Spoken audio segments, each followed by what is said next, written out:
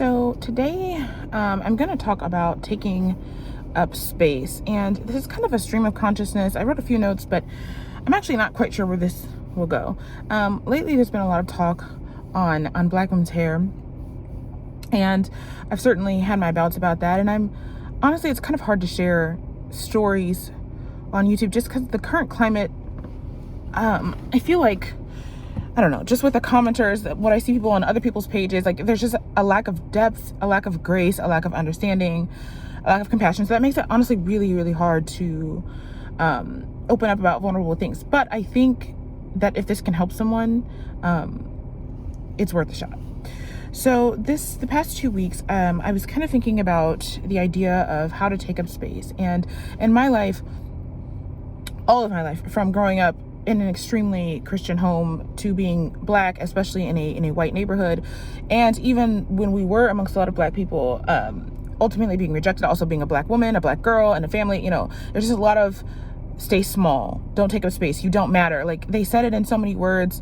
Sometimes they said it overtly, by their actions, and then it really sets you up for a failure. I mean, we all know this, but some of the ways in which I was thinking about, I don't say getting over it, but just kind of working with it is in hair and the policing of our hair. And I remember when I was a young girl, I always got, relaxers, and there was just a point, or maybe around 14, where I just started feeling like kind of weird about it. I was just like, before it was just kind of something that, I don't know, I just, your parents do it and whatever.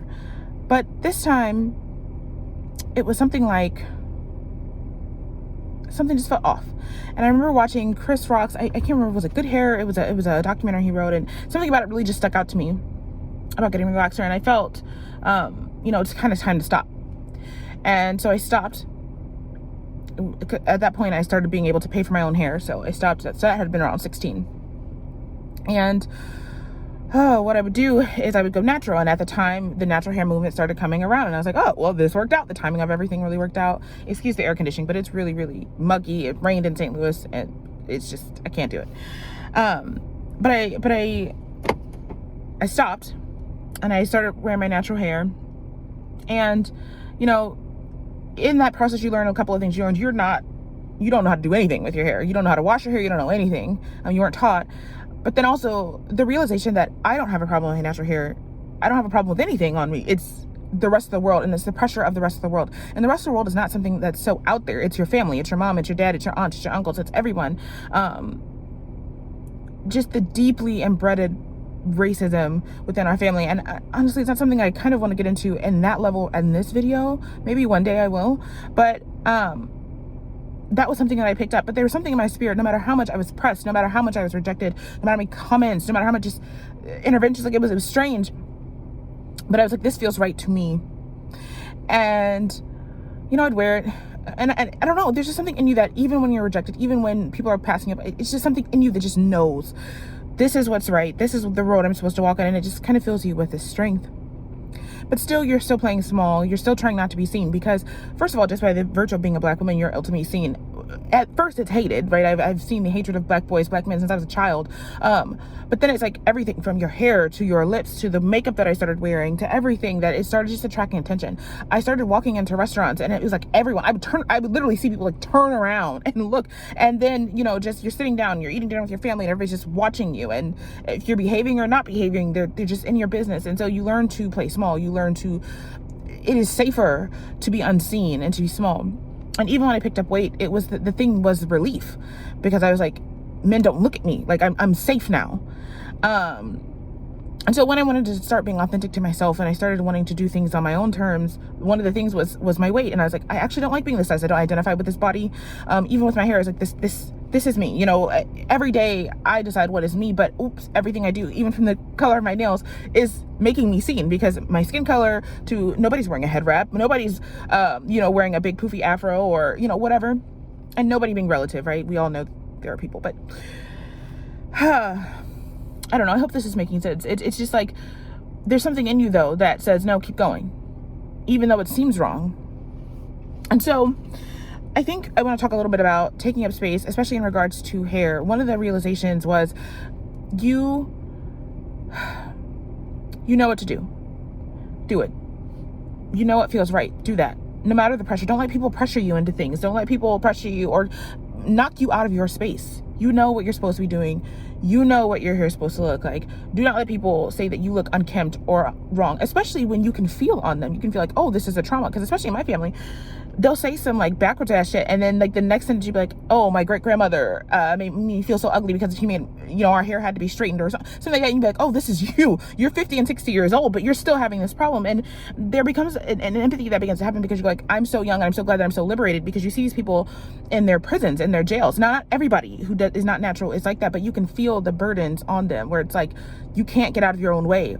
And I start to feel thankful that God's given me this ability to feel free within my own body and to have sovereignty and to not bow to, especially in my family, a lot of the women are very male oriented, and to really just live my life on my own terms instead of they live in such fear. And there's something in you that motivates you. It's not something external, because even when they're calling for their liberation, they're always asking other people to liberate them. They're asking for permission. If only social media wasn't like this, if only the media, and one day if it would become socially acceptable, I feel trapped, I feel stuck. And over again, I found my spirit going, thank you, God, for freeing me, because I'm not waiting on anyone. I'm just deciding. And whatever the consequences are, you handle their consequences, but you just stand in your own truth. You know that you're divinely protected. But even when you don't, even when you're sure you're going to fail, something in you just says, stay. I don't know if that makes any sense, but on how to take up space. Don't let anybody, pressure you into anything, good or bad. You determine the trajectory of your life. Another thing that I wish somebody would have told me, this is what this channel is all about, is what I wish someone would have told me, was the way to do that in a more nuanced way is to expect more of others. So we're going to talk about mindsets here. Everything is surrounding mindsets. Everything is a system. So once you trigger these few principles, and it will basically take you on new neural pathways, right? That's what you're trying to get out of the rut that you're in. So one of the things is to expect more of others. And you'd be surprised when you input this thought in your mind, like where this takes you. Because you would assume it would mean when you're in the store and you see people being a piece of shit, and you already know they're going to be a piece of shit, and then you're embracing on this positivity mindset of expecting more of others, and then they disappoint you. No, you will find that it's telling your truth, the truth all the time. It's saying, I know when I step in this store that these people are shitty. And so the next part of expecting more of others is going, so what do I want to do? I want to go to a store where there's people not so shitty. So where does that feel like? Where do I feel excited to go? And that's where the expecting more of others comes in, right? Because you're going where people are naturally doing that thing. The other thing is to tell people what you want. Recently, I had an experience, because I was really wrestling with this week, and we went to Chili's, and I was so hungry. And I'm very big on hospitality. I'm very big on not rushing the servers. I'm very, they're busy, blah, blah, blah. But something was like, you need to learn to take more space. It's not being rude. It's not being demanding. It's not doing it. It's not even having an expectation. It's just living. It's you matter and so do they. But so far you've been living like only they matter and only they take up space in this world. And that's just simply not the case. People are willing to be accommodating if they only know. Now, of course, this isn't for everyone, but you feel that. You feel when you should speak up. You feel when you should not speak up. So we went to Chili's, and I was starving. We hadn't eaten all day. And we ordered, everything was pretty quick. And I said, you know what? We ordered two things. And I was like, don't even wait to bring the second thing out. If one thing is ready, just girl, go ahead and bring it. And she started laughing, the server, and said, I got you. And what she ended up doing instead was giving us a free chip and salsa. She's like, I heard you were hungry, and so I thought I would give you this. And so we munched on that. And then the entrees came shortly after. And like she said she would, she brought the one that was ready, and then she brought the other after. And then she brought us chips and salsa to go. And that was something that was so unexpected, something that, I recognize to most people it's a small deal. I remember I was telling my mother about this, and she was like, it seems like they're giving this away. But I'm like, no. The fact of the matter is, when you learn to take up space and say, I matter, it doesn't mean that I was expecting her to give me something for free. It's just by simply speaking up and saying my desire and saying what was going on, that I'm hungry, right? And it's not in an entitled way. It's not in a nasty way. It's just, I'm hungry, that my need got met in an unexpected way, and that I was heard and considered. She didn't go out of her way to make sure the food came out quickly, but she did take special consideration. Hey, okay, this girl's hungry, so let's see what we can do. And that's what you begin to realize. People are like that. But if you have a hard time encompassing that, you think about you. Aren't you like that?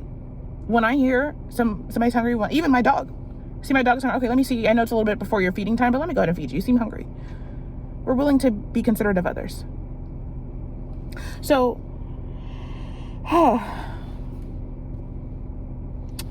you just have to be willing to stand in your truth, to take up space, And taking up space is commanding how you're going to do that. Am I going to take away from others? No, that's not my intention. That's not what I want. I don't want to take away from you. But I exist too. Is there a reality where you can have what you want and I have what I want too? But also refusing to allow people to diminish you, refusing to allow people to make you question yourself, not in a positive way, but in a negative way, where they're questioning your worth, your being, your essence, and you're explaining why you're even standing in that space. That is unacceptable now. And so you decide how you're going to respond to that, if you're going to respond to it at all. When people don't welcome you into a space, you leave it. It doesn't matter if you don't see another space. You leave that space, trusting that you'll find something else. Until next time.